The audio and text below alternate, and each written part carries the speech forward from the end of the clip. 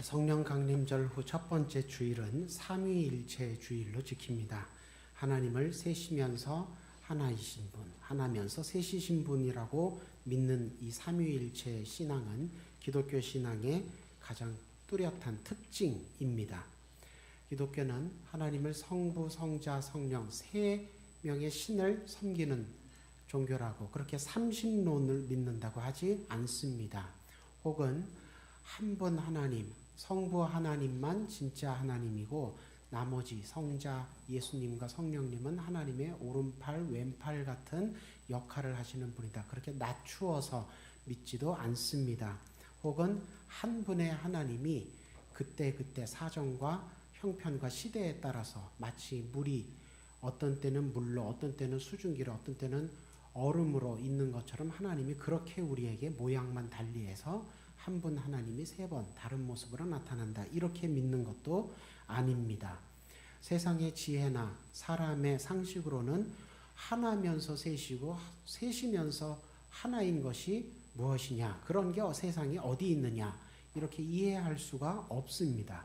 굉장히 모순적으로 보입니다. 맞습니다. 세상의 상식으로 사람의 지혜로는 삼위일체 하나님의 신비를 완전히 이해할 수가 없습니다. 초대교회가 기독교는 다른 종교들보다 더 고등한 종교라는 것을 자랑하기 위해서 인위적으로 이해하기 어려운 삼위일체 교리를 만들어낸 것이 아닙니다. 일부러 억지로 만들어낸 것이 아니라 구약 시대를 거쳐서 신약 시대에 들어온 초대교회가 구약 성경을 통해서 배운 것, 또 예수님을 만나서 또 마가다락방에서 성령 체험하면서 초대교회가 직접 체험하고 깨달은 내용을 교리로, 언어로 잘 정리한 것이 삼위일체 신앙, 삼위일체 교리입니다. 하나님 아버지는 어떤 분이십니까? 우리를 사랑하셔서 창조하신 분이십니다. 창조주 하나님이십니다. 하나님이 우리를 사랑하셔서 창조하셨다는 것을 어떻게 알 수 있습니까? 하나님이 다른 피조물들과 달리 우리는 하나님의 형상을 따라 창조하셨습니다. 우리가 하나님의 모습대로 창조되었다는 것입니다. 이 말은 하나님의 자녀 삼으시려고 창조하셨다는 뜻입니다. 오늘날 우리도 그런 표현들을 씁니다. 어느 가정에 아기가 태어나면 그 아기를 보고 이 아들이 참 그 아빠와 꼭 닮았다. 이 딸이 그 엄마와 꼭 닮았다. 붕어빵이다. 국화빵이다. 그런 표현을 씁니다. 그런데 사실은 그렇지가 않지요. 아기가 훨씬 예쁩니다. 어디 어른 얼굴을 거기다 댑니까? 그러나 이 집 아이가 맞다. 이 아이를 임신하고 낳느라고 참 수고했다. 칭찬하고 인정하고 격려해주는 표현입니다. 하나님의 형상대로 우리를 지으셨다는 것은 우리가 하나님과 똑같은 모습으로 지음받았다는 뜻이 아닙니다. 우리가 어떻게 감히 하나님을 닮았다고 할 수가 있겠습니까? 다만 하나님이 우리를 사랑하셔서 자녀 삼아 주시려고 창조하셨다는 뜻입니다. 하나님이 우리를 그렇게 귀하게 창조하신 후에 자 이제 너희 알아서 잘 살도록 해라. 그렇게 놔두지 않으셨습니다. 사랑하시는 자녀이기 때문에 늘 함께 하시며 모든 좋은 것들을 선물로 주시며 우리의 인생을 섭리하시고 다스리고 인도하고 계십니다. 정말 좋으신 우리 아버지 되신 하나님이십니다. 그런데 이렇게 하나님 아버지께 우리가 사랑받는 것이 당연한 것 아닙니다. 우연히 우리가 사랑받게 된 것 아닙니다. 하나님의 은혜의 기적입니다. 우리가 하나님께 이런 은혜, 이런 사랑 받을 만한 자격이 없는데 하나님께서 우리에게 베풀어 주시는 것입니다. 또 예수님은 어떤 분이십니까? 우리가 하나님의 형상대로 귀하게 하나님 자녀로 창조되었지만 하나님과 같이 되기 위해서, 하나님처럼 눈이 밝아지기 위해서, 하나님처럼 선악을 스스로 분별하며 이 세상에 내 인생에 스스로 재판장이 되려고 하나님처럼 되기 위해서 나무 열매를 범했습니다. 하나님께서 먹지 말라 금하신 열매를 범했습니다. 나무 열매 하나 먹은 것이 무슨 그렇게 큰 죄랴 싶지만 그 목적이 무엇이었습니까? 하나님처럼 되기 위해서였습니다. 무슨 나무 열매 하나 먹는다고 하나님처럼 됩니까? 그렇게 허황된 유혹에 넘어간 이유는 그 이미 사람의 마음에 허영심, 교만, 욕심이 있었기 때문에 하나님처럼 되고자 한 죄의 마음이 있었기 때문에 그렇게 쉽게 죄를 짓게 된 것이지요. 하나님처럼 된다는 것은 단순히 하나님과 맞먹고 싶다는 뜻이 아닙니다. 하나님 이제 하나님 그만하십시오. 내가 다음번 하나님 되겠습니다. 내가 하나님처럼 됐으니 이제 내 인생, 내가 사는 곳, 내가 만나는 사람 다 내가 알아서 다스리며 하나님처럼 살겠습니다. 그러니 하나님은 이제 그만 나에게 하나님 노릇 하십시오. 이런 뜻입니다. 그렇게 하나님 앞에 반역을 했으니 우리가 어떻게 되었습니까? 사람이 어떻게 되었습니까? 하나님의 형상에서 하나님의 원수가 되었습니다. 그런 우리를 대신해서 예수님께서 심판의 자리까지 대신 내려가신 것입니다. 원래는 우리가 져야 할 십자가였는데, 원래는 우리가 짊어져야 할 죄짐이었는데 예수님께서 우리 대신 짊어지시고, 또 예수님 부활승천하신 이후에는 혼자서 부활승천의 승리와 영광을 누리시는 것이 아니라 우리에게도 똑같은 승리와 영광을 약속해 주시며 믿음의 자리로 부르고 계십니다. 정말 은혜의 기적입니다. 누가 원수를 위해서 대신 희생하고 누가 원수였던 자에게 똑같은 하늘의 승리와 영광을 약속해 줍니까? 예수님께서 베풀어 주신 은혜의 기적입니다. 성령 하나님은 또 어떠십니까? 우리가 성령 안에서 새 사람 되게 해주십니다. 유혹과 핍박에 지지 않고 이 세상 가운데 신앙생활 잘 하여서 최후 승리 얻기까지 우리와 함께 하시고 도우시고 인도하십니다. 그렇게 우리가 구원받아서 구원만 하나님의 나라에만 들어가는 것으로 그치는 것이 아니라 한 걸음 더 나아가서 더 적극적으로 우리가 하나님 나라를 위해 쓰임 받도록 하나님 나라의 일꾼, 하나님 나라의 도구가 되게 해주십니다. 정말 은혜의 기적이 아닐 수가 없습니다. 이렇게 개천에서 용날 수가 없습니다. 초대교회는 이렇게 삼위일체 하나님의 놀라운 사랑, 놀라운 구원, 놀라운 인도하심, 체험을 하고 나서 그것을 깨닫고 나서 그것을 교리로, 언어로 정리를 했습니다. 그것이 삼위일체 신앙입니다. 그리고 그 삼위일체 하나님께 감사하고 찬양하고 예배를 드렸습니다. 그것이 오늘까지 이어져 내려온 것입니다.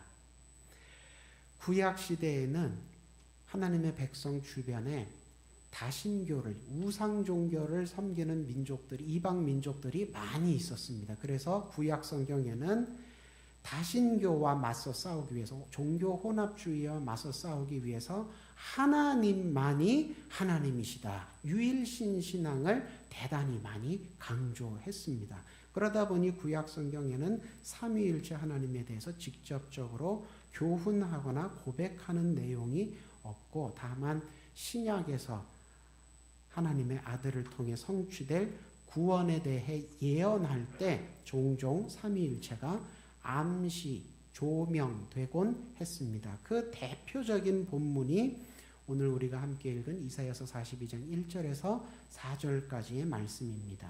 물론 오늘 본문에서도 메시아를 중심으로 설명이 되고 있습니다. 그래서 마태복음 12장 18절 이하에서도 이 메시아에 집중해서 바로 예수님에 의해서 이 메시아를 통한 구원의 예언이 성취되었다, 이렇게 이사야서 42장이 인용이 되고 있습니다. 하지만 이사야서 42장 1절에 이미 나와 있듯이 오늘 본문에는 메시아에 대한 내용만 있는 것이 아니라 성부 하나님에 대한 언급, 성령 하나님에 대한 언급도 있습니다.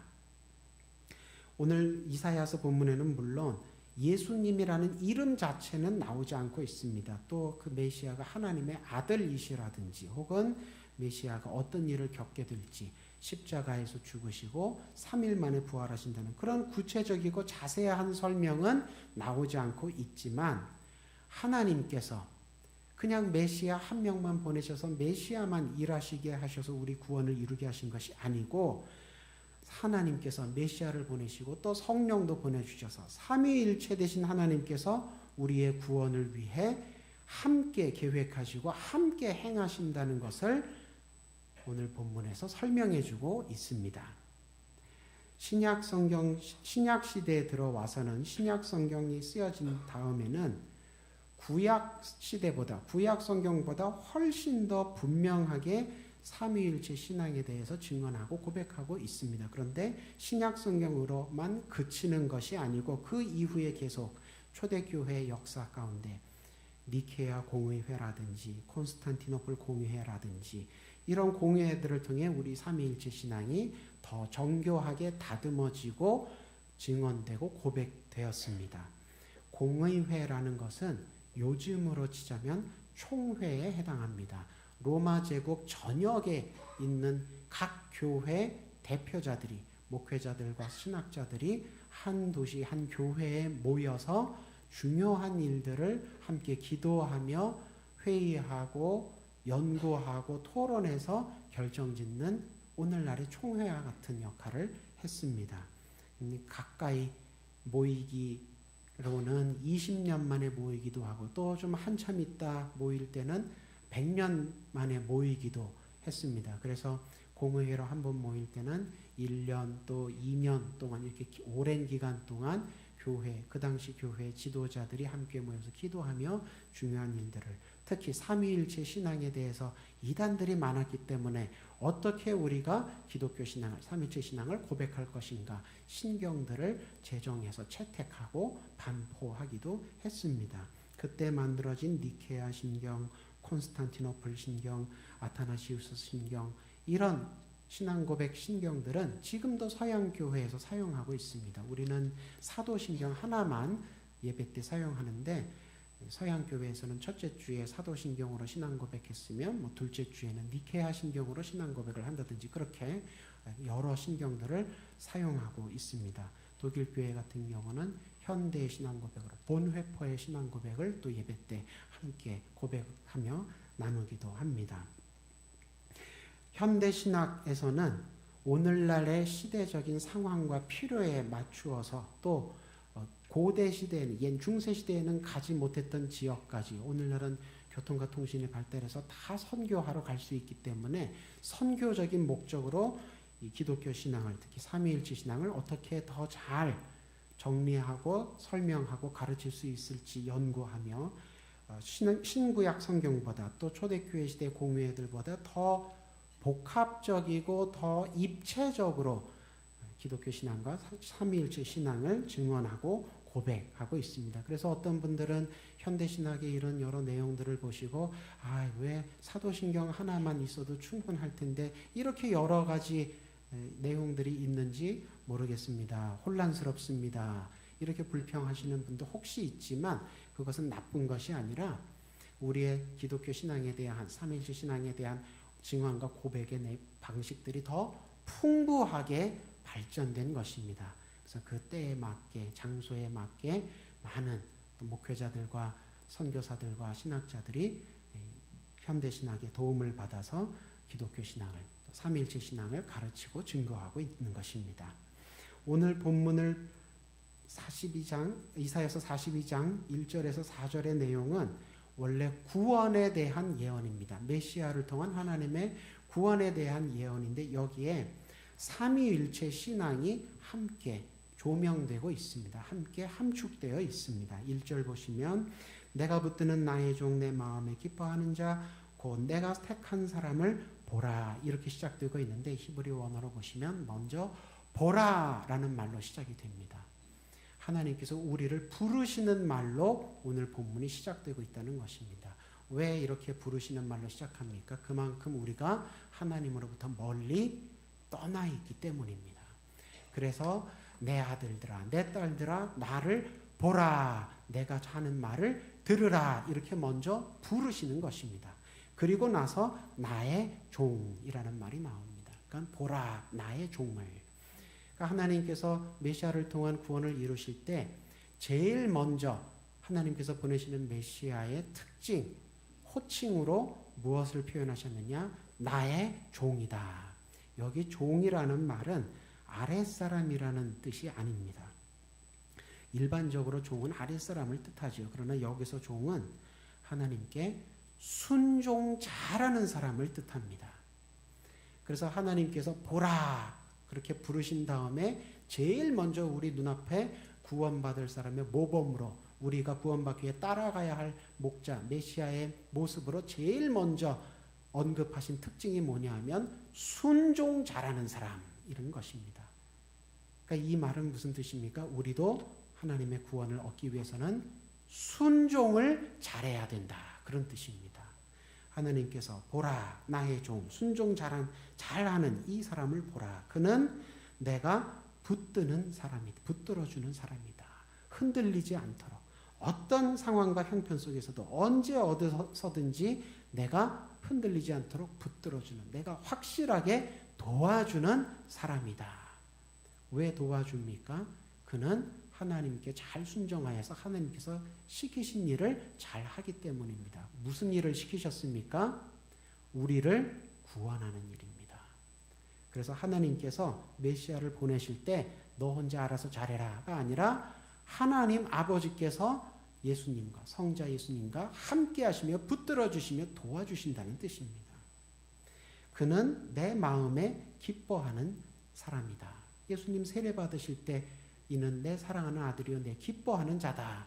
오늘 본문 말씀처럼 그렇게 하나님께 불리워졌습니다. 내가 택한 사람이다. 무슨 일을 하기로 택하셨다고요? 하나님의 일, 구원하는 일을 맡아서 행하기로 택한 사람이란 것입니다. 한마디로 메시아입니다. 하나님께서 이 메시아를 우리에게 보내주시는데 그러면 우리가 그 사람이 메시아인지 아닌지 어떻게 알아볼 수 있습니까? 메시아인지 아닌지 알아볼 수 있는 가장 명백한 특징에 대해서도 알려주고 계십니다. 내가 그에게 나의 영을 주었다. 성령을 주었다. 하나님께서 보내신 메시아는 성령의 사람이라는 것입니다. 누구에게 성령의 이렇게 임한 것을 보거든 하나님께서 보내신 메시아시구나 알아보라는 것입니다.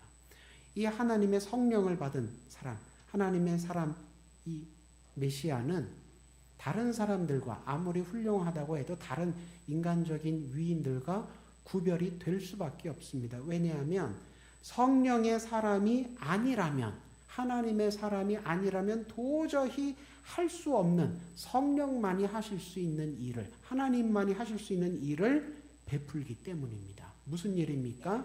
하나님의 구원입니다. 하나님께서 베풀라고 하신 이 구원은 무슨 사람들을 깜짝 놀라킬 만큼 큰 기적을 베풀다든지 혹은 역사의 길이 남을 어떤 큰 업적을 세운다든지 영토를 넓히고 큰 궁궐을 짓고 그런 것이 아닙니다. 뭐라고 하나님께서 말씀하십니까?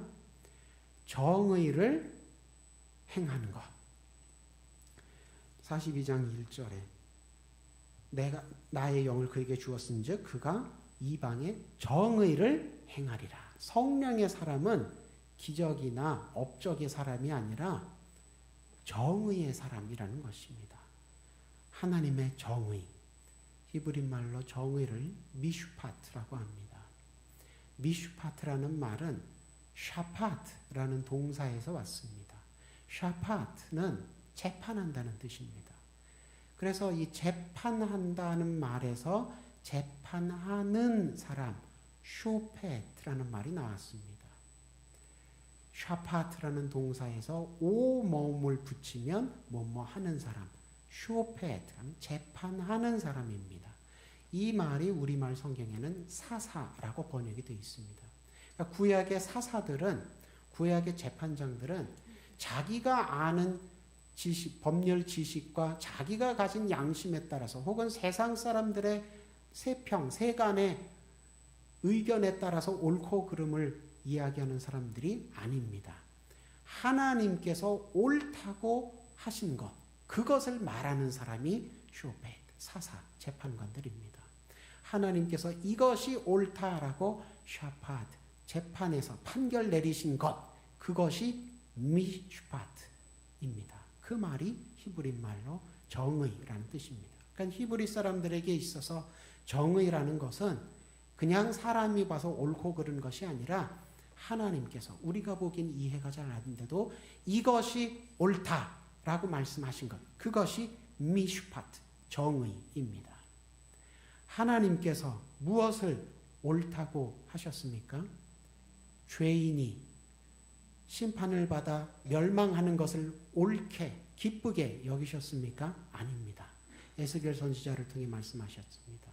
내가 기뻐하는 것은 죄인이 죽는 것이 아니라 그 죄인이 돌이켜서 나에게로 돌아와 다시 사는 것, 그것을 내가 기뻐한다. 그것을 내가 옳게 여긴다. 그래서 하나님이 메시아를 보내서 행하시는 일이 바로 이 일이라는 것입니다. 심지어 하나님의 백성뿐만이 아니라 누구에게까지 보내십니까? 이방에까지. 이방인들이 어떤 사람입니까? 하나님을 두려워하지도 않고 믿지도 않는 사람들입니다. 그런데 그런 사람들조차 하나님을 모르고 거절하고 거역해서 반대편으로 가서, 그러니 심판받아 멸망받아도 자업자득이지요. 하지만 하나님께서 그것을 기뻐하지 않으셨다는 것입니다. 그것을 옳게 여기지 않으셨다는 것입니다. 그들이 돌이켜서 다시 사는 것, 그것을 위해서 성부, 성자, 성령이 합심하여서 어떤 인생도 포기하지 않으시고 방치하지 않으시고 그들이 다 치유되고 회복되도록 하나님께서 열심을 다하셨다는 것입니다. 그게 하나님의 본심이었다는 것입니다.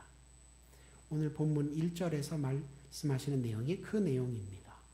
그리고 2절부터 4절에서는 이제 메시아의 특징에 대해서 설명하고 계시죠. 2절 보니까 하나님께서 보내신 메시아는 하나님의 구원을 가르치고 행할 때에 외치지 않는다. 목소리를 높여 거리에 들리게 고함치지 않는다. 아, 하나님의 메시아는 목소리가 작으신 분인가 보다. 아닙니다. 사람의 지도자들, 사람의 해방자들을 보면 다 정의를 앞세웁니다. 다 정의를 가르칩니다. 다 정의가 자기가 정의를 행한다고, 정의가 자기 표어라고, 교훈이라고 얘기합니다. 그런데 그 사람들을 보면 행동은 실제로 정의롭지 않은 경우가 많습니다. 정의를 빙자해서 정의를 훼손하는 그런 폭력적인 사람, 강압적인 사람들이 있습니다. 하지만 하나님께서 보내신 메시아는 그렇지 않다는 것입니다. 하나님께서 보내신 메시아는 고함치며 강압적으로 정의를 이루시는 것이 아니라 평화적인 태도로, 평화적인 방법으로, 평화적인 성품을 가지고 하나님의 구원을 이방에까지 행한다. 그런 말씀입니다.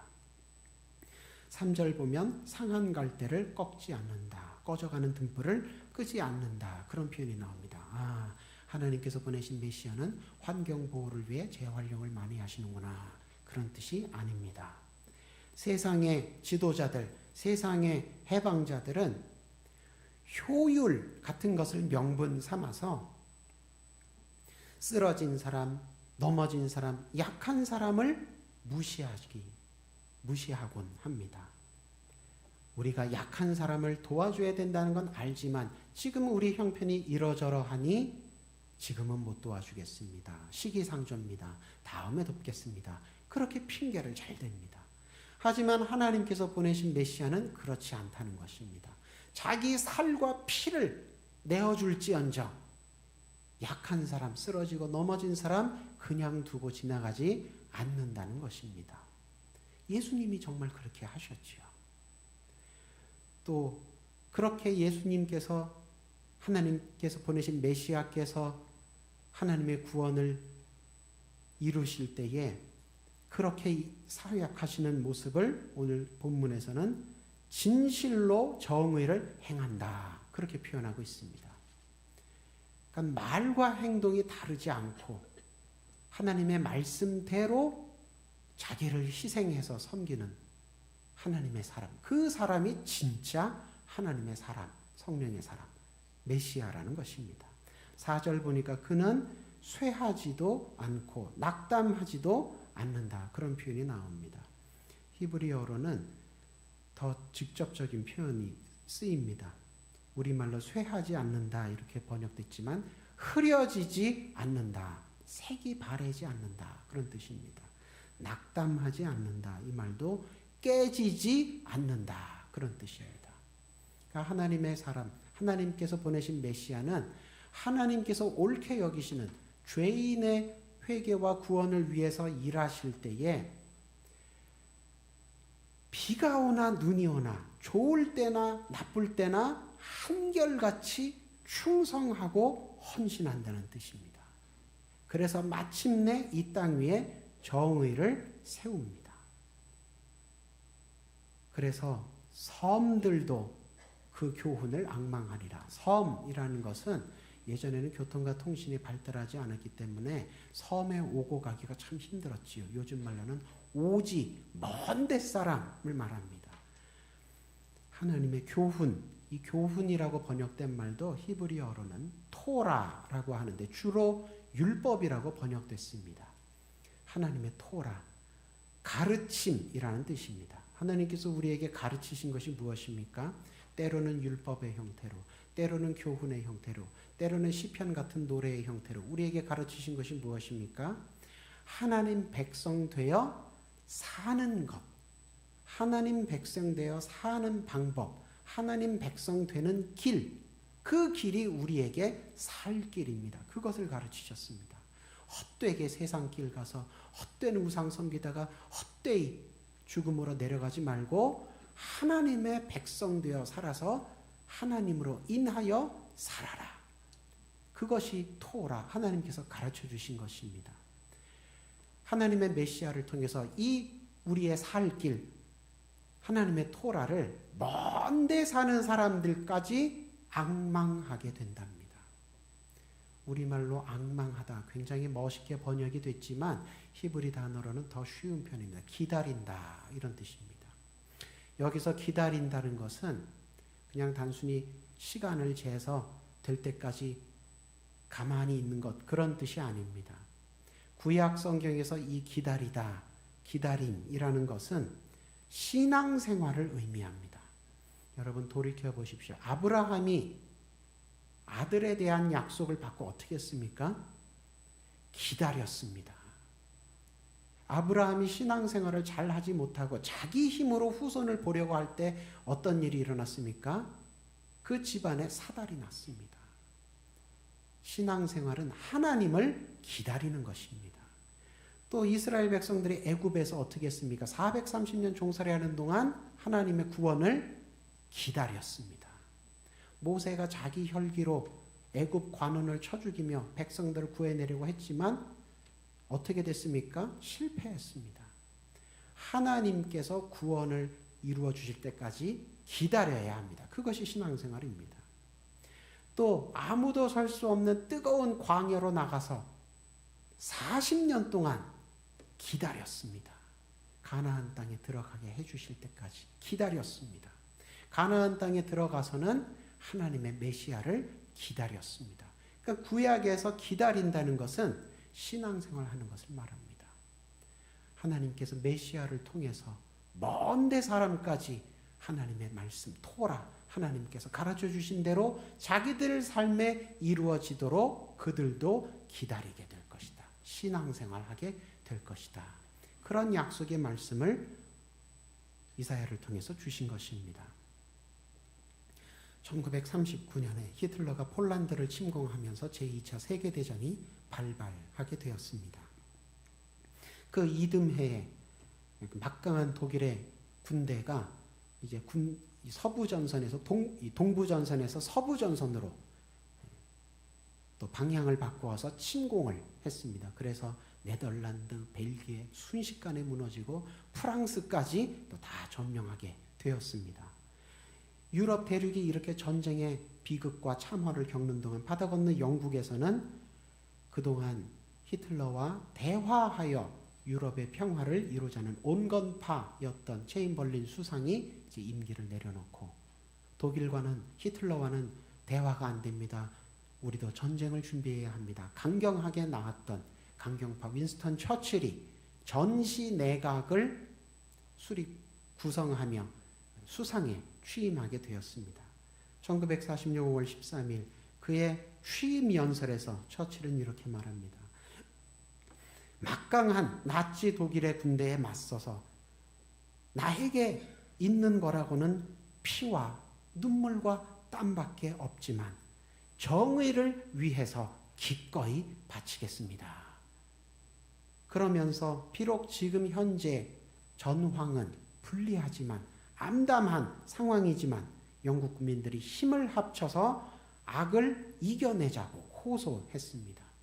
그래서 영국과 그 연합군들이 처음에는 굉장히 그 전쟁이 불리했습니다. 그러나 하나하나 극복해 나가며 마침내 결코 이길 수 없을 것 같았던, 결코 쓰러지지 않을 것 같았던 나치 독일을 향해 승리를 거두게 되었습니다.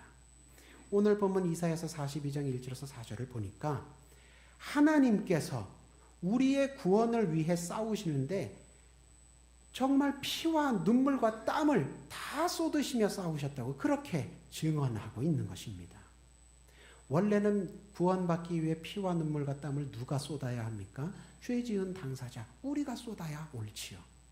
그런데 우리는 우리가 구원받기 위해 쏟을 피와 눈물과 땀이 남아있지 않았습니다. 왜 그렇습니까? 세상 더 사랑하면서 세상 소망 품고 세상 영광 헛되이 뒤쫓아다니느라 우리의 피와 눈물과 땀을 다 허비하고 탕진하고 소진해버렸던 것입니다.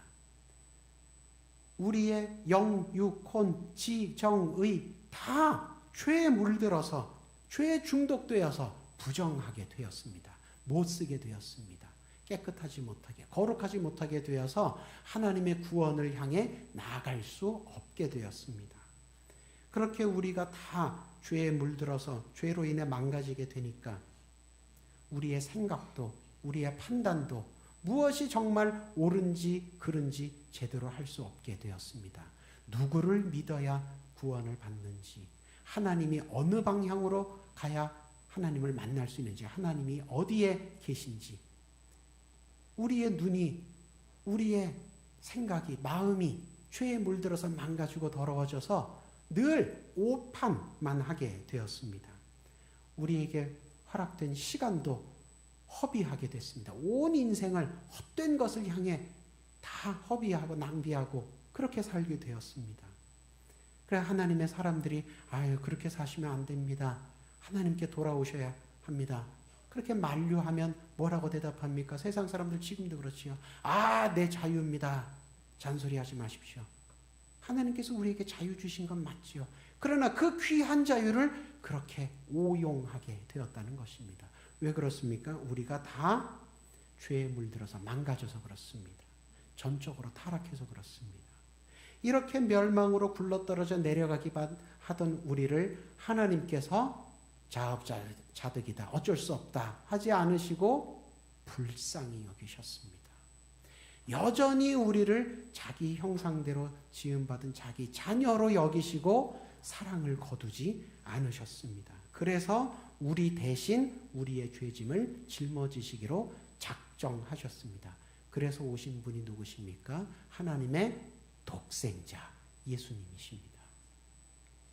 사실은 하나님께서 그렇게까지 하나님의 피와 눈물과 땀, 하나님의 독생자, 자기 친외아들까지 보내셔서 우리 대신 십자가에 달려 몸 찢고 피 흘리고 물까지 다 쏟아지게 그렇게 희생시키지 않으셔도, 우리를 그렇게까지 구원하지 않으셔도 하나님은 손해보시는 게 없습니다. 그렇게 안 하셔도 됐습니다. 하나님께서 우리를 반드시 구원하셔야 된다는 무슨 의무, 무슨 빚 그런 거 하나님께 없으십니다. 그런데 그렇게 하셨습니다. 정말 놀라운 은혜의 기적이 아닐 수가 없습니다.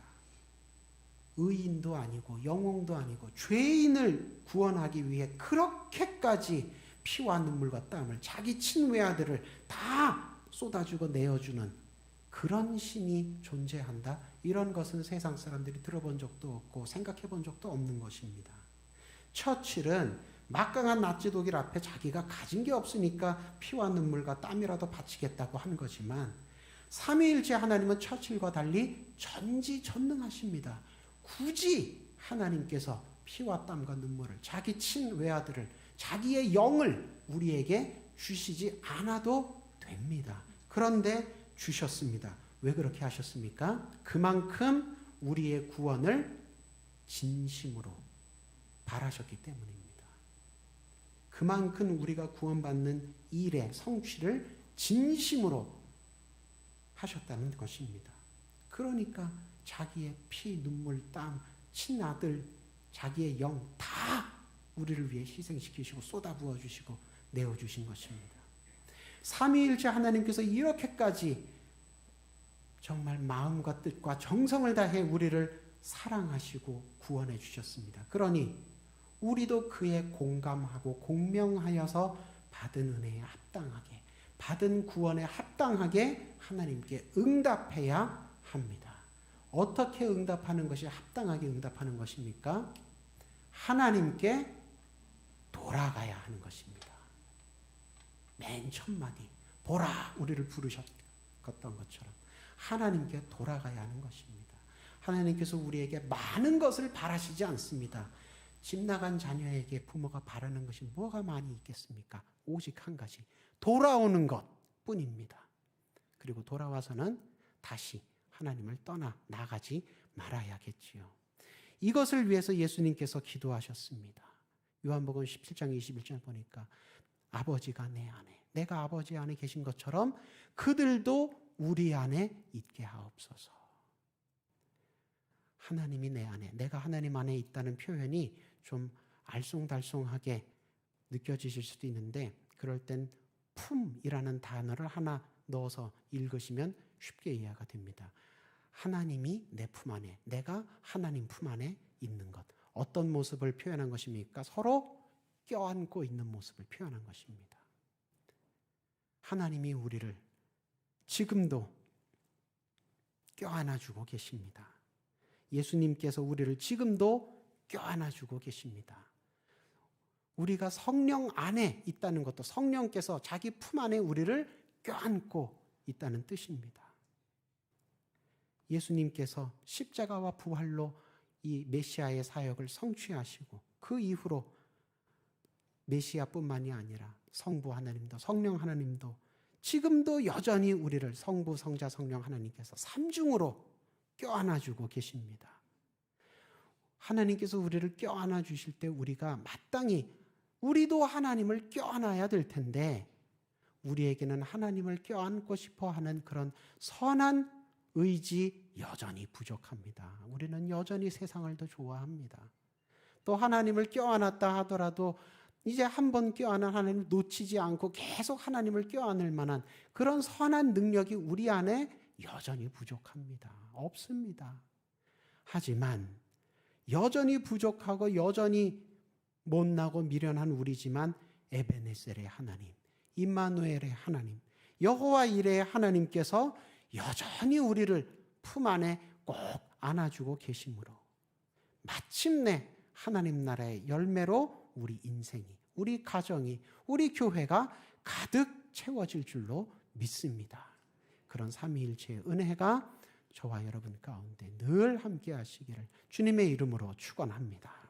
기도하겠습니다.